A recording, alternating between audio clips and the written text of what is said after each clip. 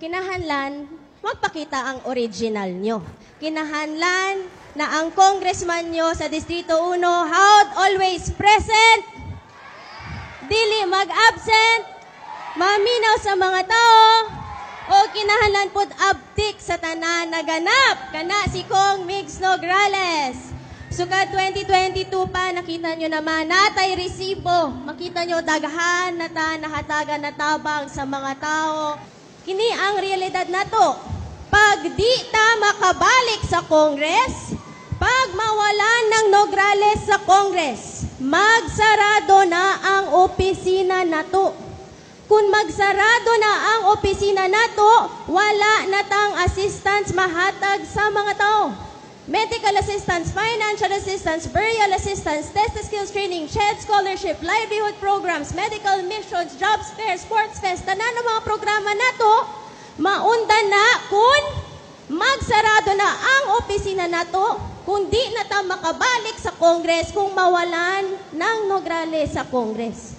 Kung pareho paghihapon ang ipilion nyo na sarado ang opisina niya, kita magsarado na pod, kay di ta nakabalik, wala na mo muduulan. Kana ang realidad na to. Karon, wala pa nyo mabati na kay naapa ko.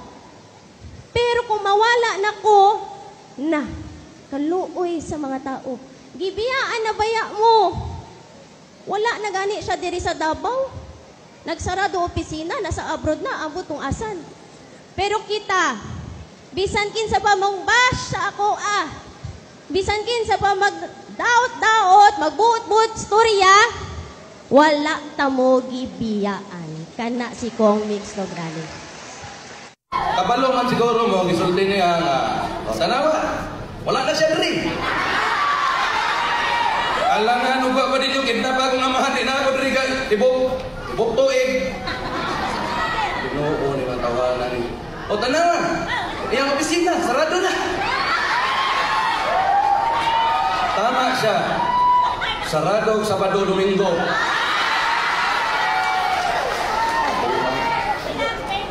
Di pwede mo balik ka sa administrasyon po. Tanawa, opisina.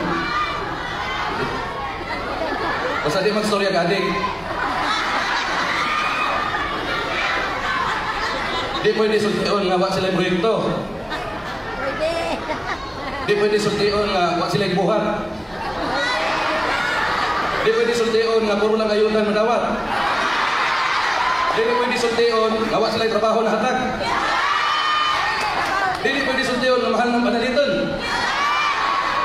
Di pwede tanan.